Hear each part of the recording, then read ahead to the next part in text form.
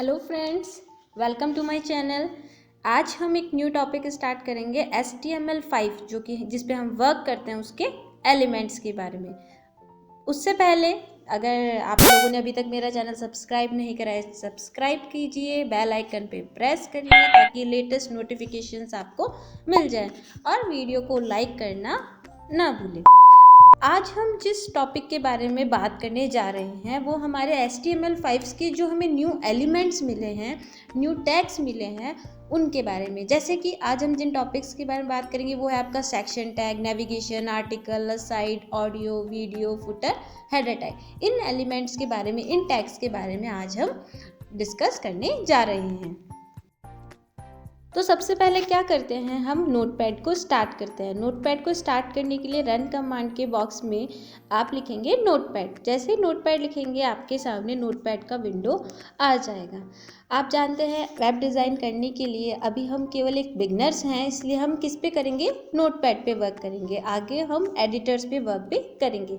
अब जैसा आप जानते हैं कि अभी तक मैंने मेरी क्लासेस में बताया भी है कि सबसे पहले अगर आप HTML का कोई डॉक्यूमेंट क्रिएट कर रहे हैं, ठीक है, HTML का कोई प्रोग्राम बना रहे हैं जिसके थ्रू आप वेबसाइट बनाने जा रहे हैं, उसमें आपको क्या लिखना होता है, अपने HTML के सबसे स्टार्टिंग के ओपनिंग एंड क्लोजिंग टैग्स लिखने होते हैं। यहाँ मैं थोड़ी फॉन्ट की साइज़ इंक्रीज कर देती हूँ ताकि आप लोगों को ईजी से समझ में आए। इसी के साथ मैंने मेरी लास्ट क्लास में आप लोगों को बताया था कि HTML5 में हम डॉक्यूमेंट टाइप डिक्लेरेशन के लिए यहाँ पे सबसे ऊपर टॉप में डॉक टाइप HTML लिखते हैं ताकि ब्राउज़र को पता चल सके कि ये जो डॉक्यूमेंट क्रिएट हो रहा है वो कौन से प्रोग्रामिंग के थ्रू लिखा जा रहा है। तो यहाँ पे हमने क्या लिख दिया, डॉक टाइप HTML के जस्ट बाद में हम लिखते हैं हेड में हम वो एलिमेंट्स लिखते हैं जैसा कि मैंने प्रीवियस क्लास में आप लोगों को बताया, जो कि हम हमारे टाइटल बार पे टाइटल में शो करवाना चाहते हैं। ठीक है, तो यहाँ पे मैंने हेडर में टाइटल क्या दे दिया,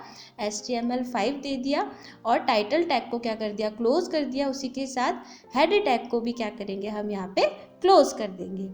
हेडर टैग क्लोज करने के बाद नेक्स्ट हम एंटर प्रेस करके हमारा जो भी हमें सेक्शन लिखना है, मैंने आपको बताया था हेड टैग में वो एलिमेंट्स लिखते हैं जो कि आप हेड में टाइप करवाना चाहते हैं, टाइटल्स में, जो कि आपके HTML वेबसाइट वेब प्रोग्राम की डिटेल बताएगा। उसी के साथ हमने एक और टैग देखा था, बॉडी टैग। बॉडी टैग में हम वे एलिमेंट्स लिखते हैं जो कि हम हमारे ब्राउज़र पर शो करवाते हैं। अब ब्राउज़र पे शो कराने के लिए आज जो न्यू टॉपिक है वो है आपका सेक्शन टैग। सेक्शन टैग क्या है, एक अलग से अगर आप सेक्शन आपके डॉक्यूमेंट में शो करवाना चाहते हैं, आपकी वेबसाइट पे, आपके वेब पेज पे शो करवाना चाहते हैं अलग से सेक्शन, जैसा कि सेक्शन आप जानते होंगे एक अलग ही सेक्शन डिवाइड कर देना। यहाँ पे मैंने क्या लिख दिया, सेक्शन टैग स्टार्ट करा है, उसमें हेडिंग दी है मैंने। हेडिंग सेक्शन टैग के चाइल्ड एलिमेंट्स के रूप में, चाइल्ड टैग के रूप में हम यहाँ हेडिंग्स का यूज़ कर सकते हैं, जो कि मैंने यहाँ पे H1 को दिया है। H1 में मैंने HTML5 इंट्रोडक्शन लिख दिया। उसके बाद मैं एक पैराग्राफ लिख रही हूँ जिसमें फॉर एग्जांपल मैंने यहाँ क्या लिख दिया है, हाइपर टेक्स्ट मार्कअप लैंग्वेज लिख दिया है और पैराग्राफ टैग को क्लोज कर दिया है। पैराग्राफ टैग्स को क्लोज करने के बाद एंटर प्रेस करके यहाँ पे क्या लगा देंगे, हम ब्रेक लगा देंगे। अगर आप ब्रेक लगवाना चाहते हैं, अप्लाई करवाना चाहते हैं, कोई दूसरा पैराग्राफ भी ऐड करवाना चाहते हैं, तो आप क्या कर देंगे, यहाँ पे ब्रेक्स का यूज़ कर देंगे। BR टैग्स आप जानते हैं किस लिए होता है, आपकी कोई भी लाइन ब्रेक अगर आपको करवाना होता है तो आप BR टैग्स का यूज़ करते हैं। BR टैग का यूज़ करने के बाद अगर आप इसी सेक्शन में कोई दूसरा न्यू पैराग्राफ लिखना चाह रहे हैं, फॉर एग्जाम्पल मैंने यहाँ P टैग स्टार्ट करके it is used for website design, ठीक है, ये मैंने फॉर एग्जाम्पल एक डमी टेक्स्ट के रूप में लिख दिया। और अब क्या करूँगी, मैं यहाँ पे पैराग्राफ टैग को क्लोज कर दूँगी। पैराग्राफ टैग को क्लोज करने के बाद क्या कर देंगे, यहाँ पे सेक्शन टैग्स को क्लोज कर देंगे, क्योंकि ये क्या है, आपका एक कंटेनर एलिमेंट्स है जो कि अपने अंदर कुछ ना कुछ कंटेंट्स करके रख रहा है। ठीक है, सेक्शन टैग को क्लोज करने के बाद ये तो केवल एक सेक्शन लिखा। फॉर एग्जाम्पल हम एक और सेक्शन हमारे इस वेबसाइट पर शो करवाना चाहते हैं, ठीक है, तो आप एक से ज़्यादा सेक्शन भी लिख सकते हैं। यहाँ मैं क्या कर रही हूँ, इसी सेक्शन टैग को, जो भी मैंने यहाँ पे टेक्स्ट लिखा है, पूरा एट्रीब्यूट्स लिखे हैं, पूरी डिटेल्स लिखी है, एलिमेंट्स लिखे, उन्हें क्या कर लिया, मैंने कॉपी करके एक और सेक्शन यहाँ पे लिख दिया। बट मैं क्या कर दूँगी, यहाँ H1 में हेडिंग चेंज कर देती हूँ। फॉर एग्जाम्पल मैंने यहाँ लिख दिया POS लिखने के बाद मैं चाहती हूँ इसकी डिटेल्स भी, जैसे यहाँ पे हाइपर टेक्स्ट मार्कअप लैंग्वेज है तो फर्स्ट वाले सेक्शन की, यहाँ पे इसकी डिटेल्स चेंज कर दे। फॉर एग्जांपल लिख दिया यहाँ पे इस पैराग्राफ में पॉइंट ऑफ सेल, ठीक है। ये इस तरह से मैंने क्या कर दिया, एक दूसरा सेक्शन ले लिया उसी वेबसाइट में और उसमें एक न्यू हेडिंग दे दी। न्यू हेडिंग के साथ मैंने यहाँ पे एक पैराग्राफ भी दे दिया। एक और पैराग्राफ जैसे कि ऊपर दिया गया है उसी के जैसा एक और पैराग्राफ ले लेते हैं यहाँ पे, for O level class, for dummy text यहाँ पे लिख रही हूँ ताकि आप लोगों को समझ में आ जाए। यहाँ पे क्या लिख दिया, सेकेंड पैराग्राफ में मैंने ओ लेवल क्लास लिख दिया। ठीक है, दो सेक्शन यहाँ पे दिख रहा है आपको, सेक्शन 1 ऊपर दिख रहा है और सेक्शन 2 आपको यहाँ पे नीचे दिख रहा है। आप हेडिंग 1 से लेके हेडिंग 6 तक भी यहाँ पे लिख सकते हैं। अब यहाँ पे आपने देखिए बॉडी टैग स्टार्ट करा है, तो बॉडी टैग स्टार्ट करा है तो आपको क्या करना पड़ेगा, इस बॉडी टैग को क्लोज भी करना पड़ेगा। ये आपके HTML का जो स्ट्रक्चर है उसको फॉलो करते हुए आपको चलना है। इसी के साथ आपने देखा हमने स्टार्टिंग में HTML टैग भी लगाया था, तो अब HTML टैग स्टार्ट करा है तो HTML टैग को क्लोज भी करना पड़ेगा। क्लोज करने के लिए हम यहाँ पे क्या लगा देंगे, बॉटम में फॉरवर्ड स्लैश के साथ HTML लगा देंगे। इसके बाद हम क्या करेंगे, हमारे इस डॉक्यूमेंट को सेव करेंगे। जिस भी लोकेशन पर आप सेव करवाना चाहते हैं वहाँ पे लोकेशन सर्च करेंगे। फॉर एग्जांपल मैंने यहाँ डेस्कटॉप में HTML नाम का एक फोल्डर है, उसमें इस फाइल को सेव करवा दी। अब मैं इस फाइल को नेम देना चाहूँगी, मैंने यहाँ दे दिया HTML5.html। आप जानते हैं एक्सटेंशन क्या होता है आपका, HTML होता है डॉट या फिर HTM होता है। सेव कर देंगे। देखिए डेस्कटॉप पे मुझे ये फाइल या फोल्डर मेरी जो ब्राउज़र आइकन है उसके रूप में शो हो जाएगा। अब मैं इसे ओपन विद करके गूगल क्रोम या जिस भी ब्राउज़र में आप ओपन करवाना चाहते हैं वहाँ पे ओपन करवा दूँ। अब देखिए इस तरह से मुझे दो सेक्शंस का आउटपुट मिल गया है। एक फर्स्ट जो मैंने HTML5 इंट्रोडक्शन के रूप में लिखवाया था और एक सेकंड POS के रूप में जो कि मैंने आपको अभी थोड़े समय पहले लिखवाया था। तो इस तरह से क्या कर सकते हैं, HTML5 का यूज़ करते हुए आप डिफरेंट टाइप के सेक्शन क्रिएट कर सकते हैं। HTML5 से पहले आपको div करके एक एलिमेंट्स लिखने होते थे, उसमें आपको IDs देनी होती थी, तब जाके आपके सेक्शन डिवाइड हो सकते थे। बट HTML5 में अपडेटेड वर्जन है तो आपको यहाँ पे आपके जो भी सेक्शन है उन्हें आप सेक्शन टैग के थ्रू भी क्या कर सकते हैं, डिफाइन कर सकते हैं। नेक्स्ट इसके बाद हम एक न्यू टैग के बारे में सीखेंगे जो कि होगा आपका हेडर सेक्शन। जैसे आप जानते हैं हेडर एलिमेंट्स हम कहाँ रखते हैं, हमारे वेबसाइट के स्टार्टिंग में रखते हैं। एक फुटर सेक्शन भी होता है जो कि आपके वेब पेज के बॉटम में होता है। तो अब हम जिस टैग के बारे में डिस्कस करने जाएंगे वो है आपका हेडर टैग। हमारा HTML का नोटपैड ओपन करते हैं और यहाँ पे जहाँ भी हमने बॉडी टैग लगाया है, ठीक है, बॉडी टैग के जस्ट बाद में हम क्या लगाएंगे, यहाँ पे हमारा हेडर टैग को यूज़ करेंगे। हेडर टैग का क्या होगा, जो भी आप अपनी डिटेल्स है वेबसाइट की वो हेडर सेक्शन में आप शो करवाना चाहते हैं तो आप क्या करते हैं, हेडर सेक्शन का यूज़ करते हैं। यहाँ पे क्या करेंगे, हम हेडर टैग को स्टार्ट करेंगे हेडर, और यहाँ पे इसके एंगुलर ब्रैकेट्स को क्लोज कर देंगे। गलती से डॉट लग गया, यहाँ पे हेडर टैग क्लोज कर दिया। अब हेडर टैग स्टार्ट करा है तो ये भी एक कंटेनर टैग्स, हम क्या लिखेंगे, इसके आगे की डिटेल्स इसके अंदर एंटर करेंगे। फॉर एग्जांपल हेडर टैग में हम शो करवाना चाहते हैं प्रोग्रामिंग कोर्स, ठीक है, प्रोग्रामिंग कोर्स हमने यहाँ पे लिख दिया है। इसके बाद क्या करवाएंगे, हम हेडर टैग को क्लोज करवाएंगे। क्लोज करवाने के लिए आप जानते ही एंगुलर ब्रैकेट्स लगाते हैं, फॉरवर्ड स्लैश और हेडर टैग को क्लोज कर देते हैं। Ctrl+S से जो भी हमने एडिटिंग करी उसे सेव कर सकते हैं या फिर फाइल मेन्यू में जाके सेव पे आप सेव भी कर सकते हैं। अब हम हमारे ब्राउज़र विंडो को ओपन करेंगे, यहाँ पे रिफ्रेश करेंगे तो देखिए आपको टॉप में आपका प्रोग्रामिंग कोर्स शो हो रहा है, ठीक है, प्रोग्रामिंग कोर्स शो हो रहा है। तो इस तरह आप हेडिंग्स भी अपनी वेबसाइट के लिए क्रिएट कर सकते हैं। यहाँ पे हेडिंग्स, अब आप हेडिंग टैग समझ ही गए, हेडर लिखा है आपने और हेडर क्लोज करा है, हेडर टैग।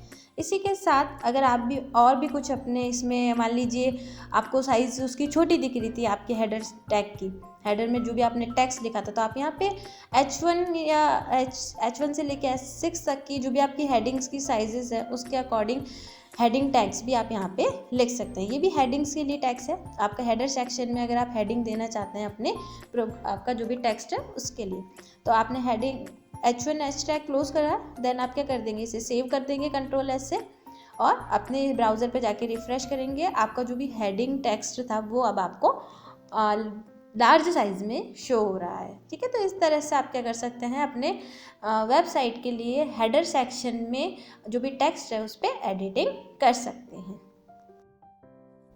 ठीक है। ये आपका हेडर देने के लिए आपके वेबसाइट के लिए टैग आपने यहाँ पे लिखे हैं और उसका आउटपुट आपको यहाँ पे शो हो रहा है।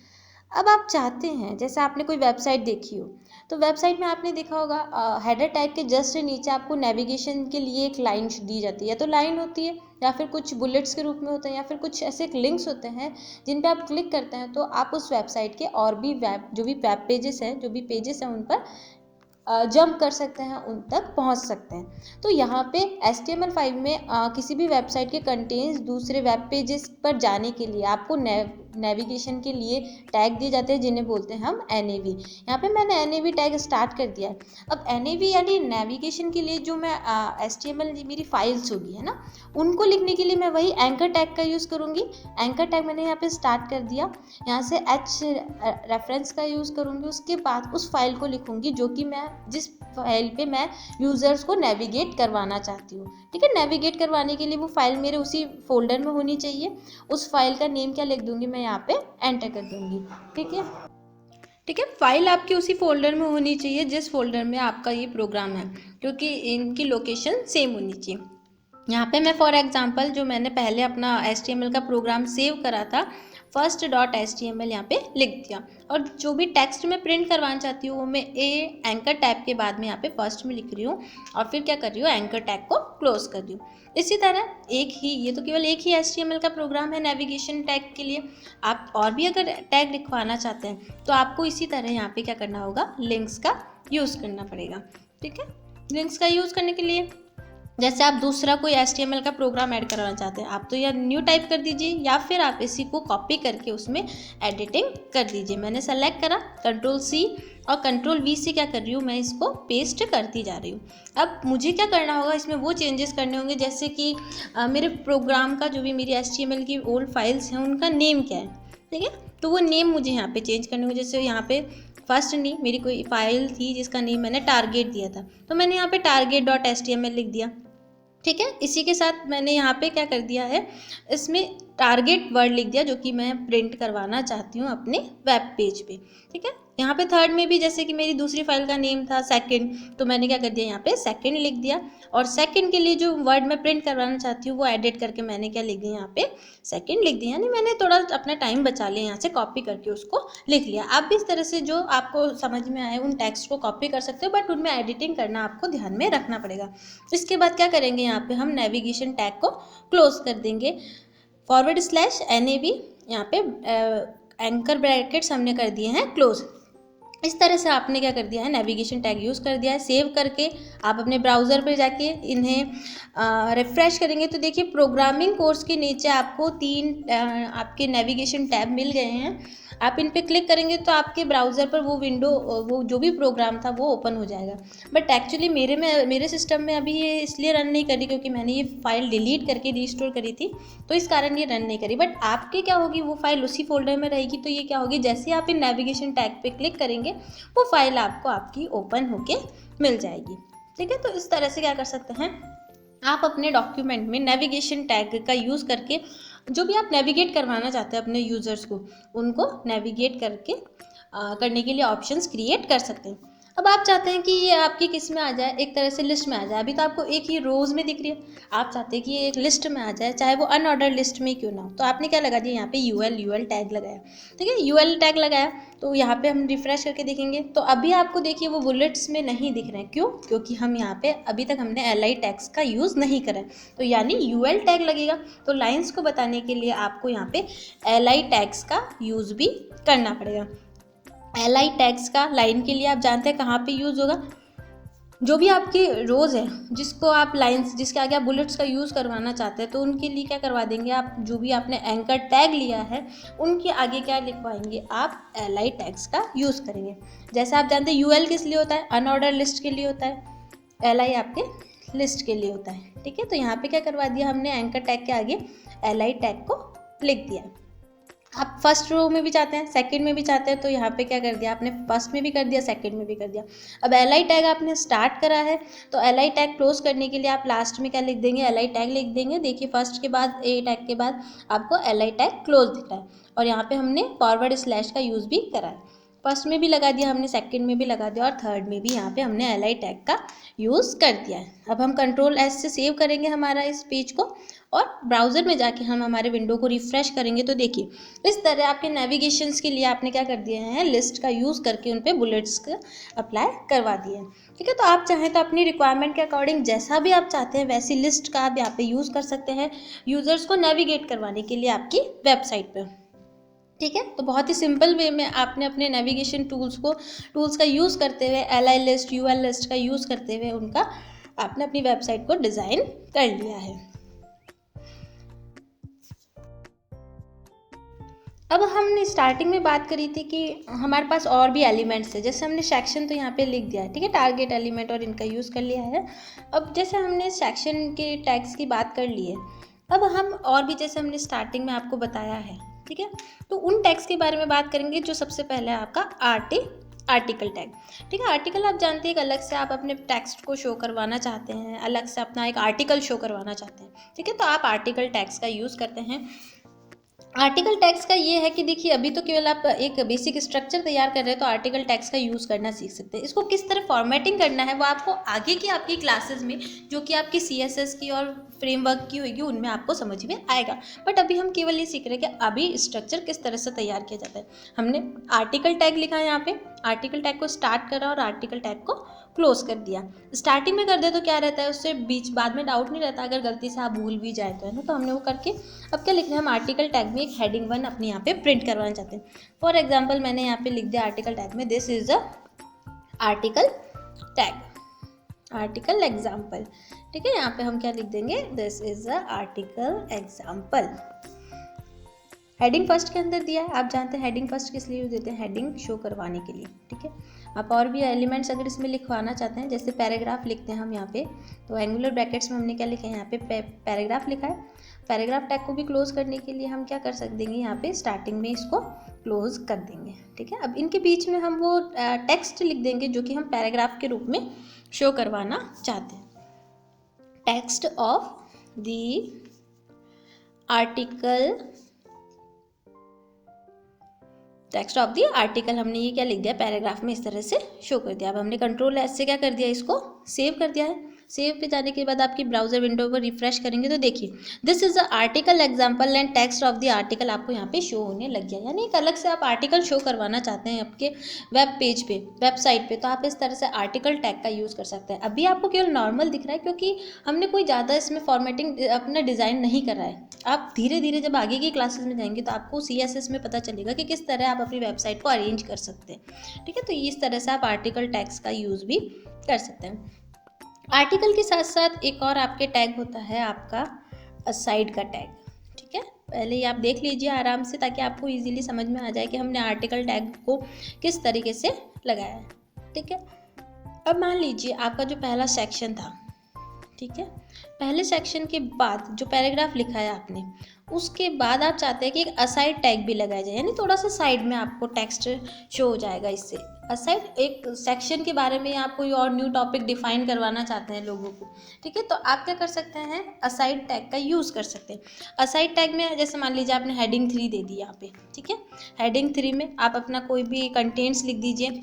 तो वो क्या होगा, जैसे आपका जो भी आपने सेक्शन लिखा होगा उसके बारे में ही कुछ और आपको एडिशनल टेक्स्ट, एडिशनल डिटेल्स बताने के लिए आप किस टैग का यूज़ कर रहे हैं, यहाँ पे असाइड टैग का यूज़ कर रहे हैं। ठीक है, आपने असाइड लिख दिया। असाइड लिखने के बाद हेडिंग 3 में जाएंगे आप। हेडिंग 3 आपकी जैसी रिक्वायरमेंट है वैसी हेडिंग दे सकते हैं, ज़रूरी नहीं है हेडिंग 3 आपकी जैसी रिक्वायरमेंट है उसके अकॉर्डिंग। हेडिंग 3 के बाद क्या लिख देंगे, आप वो टेक्स्ट लिखेंगे जो आप असाइड के रूप में शो करवाना चाहते हैं, यानी थोड़ा सा हल्का सा साइड में उसी की डिटेल्स, उस सेक्शन की डिटेल्स देने के लिए आप असाइड टैग का यूज़ कर रहे हैं। ठीक है, बहुत ही अच्छे तरीके से आप क्या कर सकते हैं, इसको अपने जो डॉक्यूमेंट है, आपकी वेबसाइट है, उस पर अच्छा सा रिप्रेजेंट करवाने के लिए आपका टेक्स्ट आप असाइड टैग का यूज़ कर सकते हैं। जैसे आपने सेक्शन करा, एक अलग सेक्शन है, सेक्शन में आप कुछ और डिटेल्स देना चाहते हैं तो आपने असाइड टैग का यहाँ पे यूज़ करा।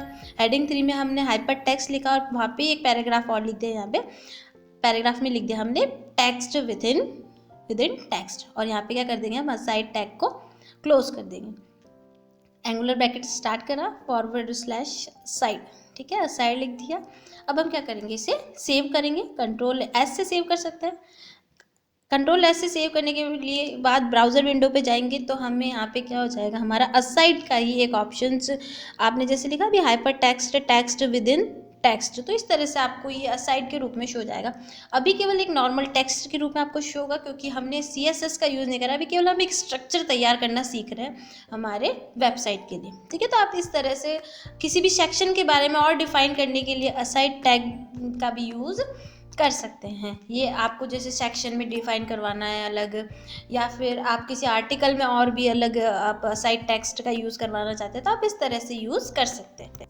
तो यहाँ हमने HTML5 न्यू एलिमेंट्स के कुछ बेसिक टैग्स का यूज़ करना सीखा है। नेक्स्ट क्लासेस में हम इसके और टैग्स के बारे में डिस्कस करना सीखेंगे। तो मिलते हैं नेक्स्ट क्लास में। वीडियो देखने के लिए thank you once again for watching my video.